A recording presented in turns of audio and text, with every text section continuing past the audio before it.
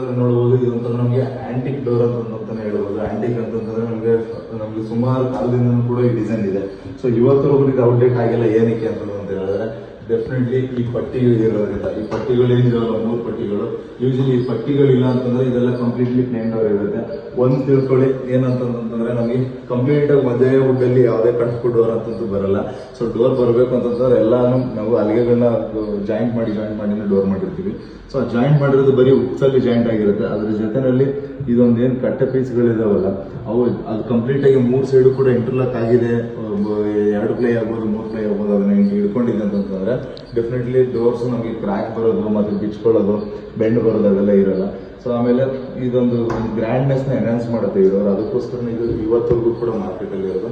And ಆಮೇಲೆ ಇದ್ರಲ್ಲಿ ಏನೇನು ಚೇಂಜಸ್ ಬರ್ತಾ ಇದೆ ಅಂತಂದ್ರೆ ಈ ಗುಬ್ಬಿ ಡಿಸೈನ್ಸ್ ಚೇಂಜಸ್ ಬರ್ತಾ ಇದೆ ಡೇ ಬೈ ಡೇ ಹೋಗ್ತಾ. ಬಟ್ ಈ ಪ್ಯಾನಲ್ ಡಿಸೈನ್ಸ್ ಸ್ವಲ್ಪ ಕಾರ್ವಿಂಗ್ ಬರ್ತಾ ಇದೆ. ಸೊ ಪ್ಲೇನ್ ಆಗಿ ಇಟ್ಕೊಂಡ್ರೂ ಕೂಡ ಚೆನ್ನಾಗಿರುತ್ತೆ. ಅಂಡ್ ಇದಿಷ್ಟು ಮಾತ್ರ ಸಣ್ಣ ಪುಟ್ಟ ಚೇಂಜಸ್ ಬರ್ತಾ ಇದೆ. ಬಟ್ ಪ್ಯಾಟರ್ನ್ ವೈಸ್ ಚೇಂಜಸ್ ಬರ್ತಾ ಇಲ್ಲ. ಅಂಡ್ ಆಮೇಲೆ ಈ ಪಟ್ಟಿಗಳು ಇತ್ತು ಅಂತ ಹೇಳಿದ್ರೆ ನೋಡ್ಬೋದು, ನಮಗೆ ಡೋರ್ ನಾರ್ಮಲ್ ಡೋರ್ಗಿನ್ನ ಡಬಲ್ ವೆಯ್ಟ್ ಬರುತ್ತೆ.